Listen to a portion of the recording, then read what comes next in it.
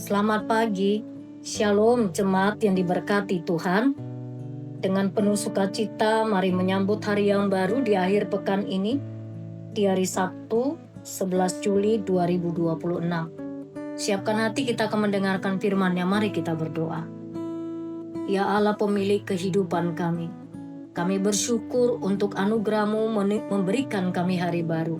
Hari ini kami memulainya dengan lebih dahulu mendengarkan sabda-Mu. Berbicaralah Engkau ya Tuhan, kami siap untuk mendengarkan. Dalam nama Yesus kami berdoa. Amin. Pagi ini firman Tuhan dari kitab Yesaya pasalnya yang ke-52 ayat 1 sampai ayat yang ke-6. Jemaat Tuhan, saya hanya membaca di ayat 1 dan 2, demikian firman Tuhan. Terjagalah, kenakanlah kekuatanmu hai Sion. Kenakanlah pakaian kehormatanmu, hai Yerusalem, kota yang kudus. Sebab orang yang tak bersunat atau yang najis tidak akan masuk lagi ke dalammu. Kebaskanlah debu darimu. Bangunlah, hai Yerusalem yang tertawan. Tanggalkanlah ikatan-ikatan dari lehermu, hai Putri Sion yang tertawan. Amin. Bangkit, kenakanlah kekuatanmu. Bangkit, kenakanlah kekuatanmu. Itulah yang menjadi tema firman Tuhan bagi kita pada pagi hari ini. Jemaat Tuhan, pernahkah saudara merasa berada di titik terendah dalam hidup? Titik di mana rasanya energi kita sudah habis, harapan kita sirna, keputusasaan pun menjadi pakaian kita sehari-hari.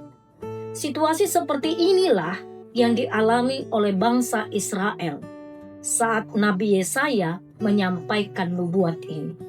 Mereka di pembuangan Babel, mereka hancur karena secara politik mereka tertekan, secara sosial, dan yang paling parah, secara spiritual mereka merasa ditinggalkan oleh Allah dan meratapi nasib atas debu kehancuran itu. Firman ini mengajarkan kita ada dua hal. Yang pertama dikatakan, terjagalah, kenakanlah. Itu tadi di kalimat pertama.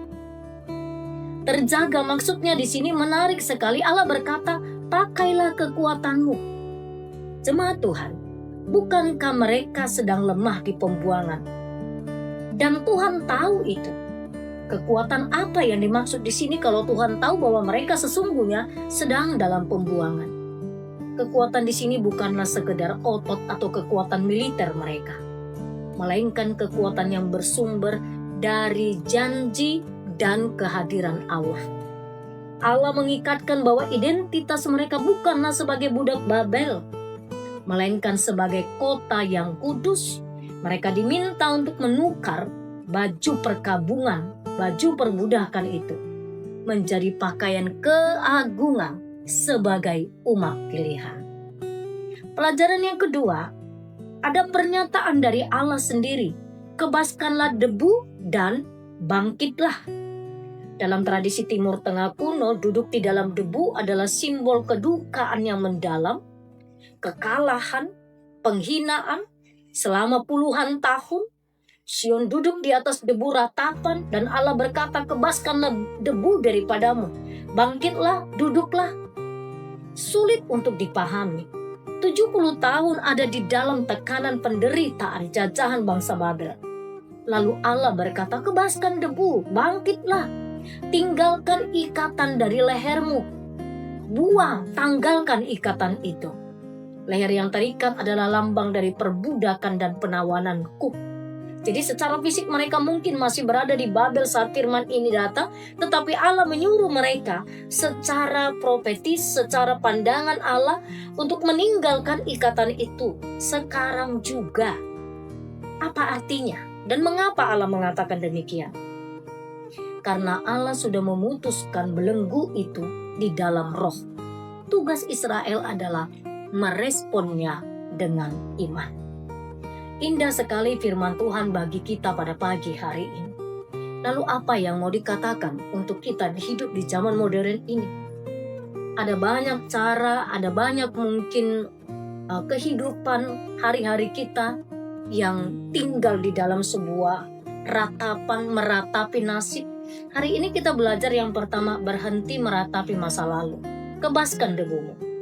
Banyak dari kita yang masih hidup dalam debu kegagalan masa lalu, debu kekecewaan, debu trauma. Hari ini kita diajak untuk agar kita membiarkan diri kita yang kotor oleh rasa bersalah itu, oleh kepahitan itu, dan Tuhan memanggil kita.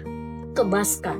Jangan biarkan masa lalu mendefinisikan siapa Anda hari ini. Pelajaran kedua untuk kita lakukan, kita diminta untuk mengenakan identitas yang baru. Apa identitas yang baru? Pakailah pakaian keagunganmu. Di dalam Kristus kita bukan lagi hamba dosa, kita adalah anak-anak raja di atas segala raja. Anak-anak raja di atas segala raja. Oleh sebab itu, kenakan identitas baru dimanapun dan kapanpun. Yang terakhir, yang ketiga, putuskan belenggu intimidasi. Tanggalkan ikatan lehermu, dikatakan. Belenggu intimidasi ini, Bapak dan Ibu, hati-hati. Kadang-kadang membelenggu kita secara smooth dan membuat kita tidak sadar bahwa kita sedang dibelenggu. Belenggu terbesar kita bukan dari luar, melainkan dari dalam pikiran kita sendiri. Suara-suara yang mengatakan misalnya kamu tidak berguna, kamu orang berdosa, kamu tidak akan pernah sukses, atau dosamu terlalu besar. Hari ini kita diajak, patahkan ikatan intimidasi itu dalam nama Yesus. Karena Yesus Kristus telah memerdekakan kita. Selamat menikmati identitas baru di dalam anugerah Allah yang menjadi manusia, di dalam diri Yesus Kristus yang telah mati dan bangkit, yang naik ke surga untuk saya dan seluruh jemaat. Amin. Kita berdoa. Kami bersyukur kepadamu ya Tuhan. Pagi ini kami mohon ampun, karena selama ini kami terlalu nyaman duduk di dalam debu keluhan, mengasihani diri sendiri. Hari ini kami sungguh-sungguh merespon kebenaran firman. Kami mau bangun, kami mau mengebaskan setiap debu masa lalu kegagalan, setiap debu trauma. Tuhan, tolong kami, untuk kami kembali mengenakan pakaian kekuatan, keagungan daripadamu. Dan kami punya kekuatan untuk mematahkan intimidasi kuasa kegelapan, kuasa iblis. Terima kasih untuk firman-Mu yang luar biasa, berbicara bagi kami pada pagi hari ini.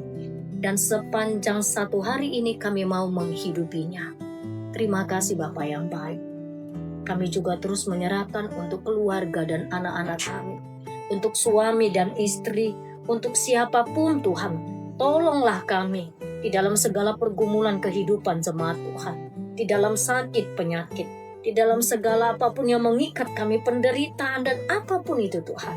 Kami datang kepadamu pada hari ini, perbaharui dan pulihkanlah setiap kehidupan kami. Berkati pelayanan kami di GEMI Kanaan Medan Selatan, seluruh kegiatan pelayanan seksi, ibadah-ibadah kelompok sel, doa pagi dan renungan, semua yang kami lakukan dalam persekutuan kami, biarlah itu menjadi sebuah wadah bagi kami bertumbuh di dalam kebenaran firman Tuhan. Pagi ini secara khusus kami menyerahkan kegiatan perayaan Hari Anak Nasional. Pada hari ini akan dilaksanakan di Gerejamu GEMI Kanaan Medan Selatan. Bapa yang baik, kami memohon Engkau memberkati seluruh panitia. Engkau memberkati seluruh guru sekolah minggu, seluruh yang terlibat di dalamnya. Engkau memberkati seluruh peserta lomba. Hari ini ada lomba mewarnai, ada lomba storytelling, ada lomba vokal solo, ada lomba fashion show. Biarlah Tuhan, setiap rangkaian kegiatan yang kami lakukan, yang dihadiri oleh banyak anak-anak Tuhan yang hebat, berkatilah mereka. Berkati semua kegiatan, sehingga semuanya menjadi wadah untuk anak-anak masa kini dan masa depan gereja dan bangsa bertumbuh, menggali potensi, percaya diri, menjadi anak-anak yang hebat. Terima kasih Bapa. Terpuji termulialah Engkau. Di dalam nama Yesus kami berdoa. Amin.